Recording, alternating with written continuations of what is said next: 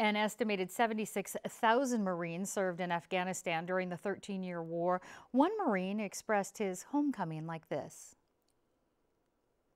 My guest, Tony Perry, LA Times San Diego Bureau Chief, was embedded with Marines in Afghanistan 7 times. Thanks so much for joining us, Tony. Pleasure. Now, what role did Camp Pendleton Marines play in America's longest-running war? Oh, a major role. They were among the first conventional troops in after 9/11. The special forces, including the SEALs from Coronado, they were already there. But in terms of conventional troops, the Marines from Camp Pendleton were among the first. Took over a place called Camp Rhino, and from there in Kandahar. And then were there from 2001, 2004. Then pretty much they shifted to Iraq.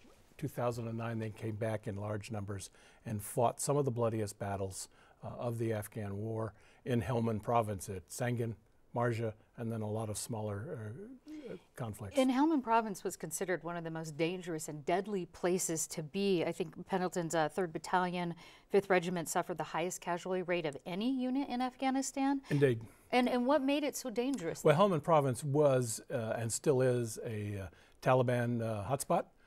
It's their sort of spiritual capital, if you will. They also have sanctuary in Pakistan. There's also the farmers that grow the poppy crop that turns into heroin, that turns into a lot of money for narco criminals and for the Taliban. They were very infested in Helmand province, and they didn't give it up easy. And now that the Marines and the Brits are leaving, they want it back. So we will now see whether the Afghan force, trained, equipped by the Americans, by the Marines, by the Army, by the Brits, is up to the task. What are you hearing from the Marines who are actually returning home? Is the transition coming back to the U.S. and getting into civilian life any easier now? It's never an easy transition. They come back to an unsettled future. The economy of this country is sort of limping along. They're reducing the numbers in the active duty force. So a lot of them have to say, okay, I fought a couple of wars. Do I get to stay in, or am I going to be booted out? Their future is uncertain, but they also come back to a country that is appreciative, a military that has, I think, to a large degree, stepped up in terms of medical, psychological support, family support. Navy Hospital over here in Balboa Park, the same.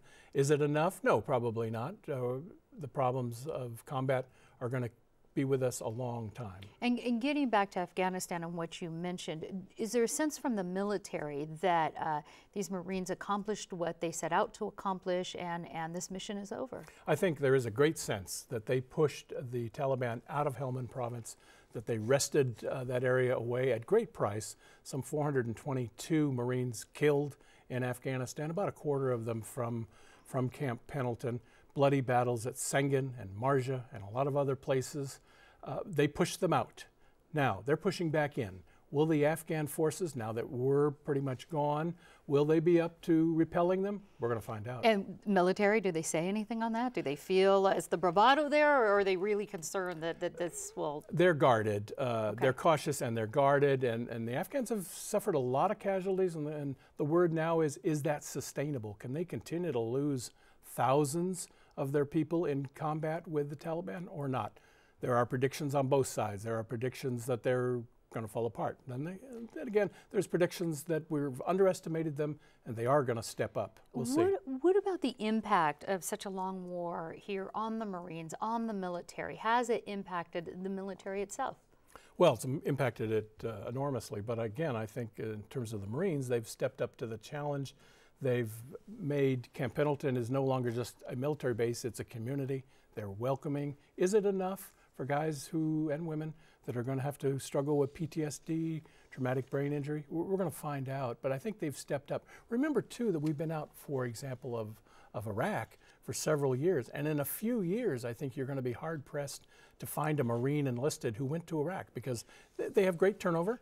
And so in a few years, Iraq, to most of the enlisted, is going to be something they're taught about in boot camp, but they didn't experience. All right, LA Times San Diego Bureau Chief Tony Perry, thanks so much for the update. My pleasure.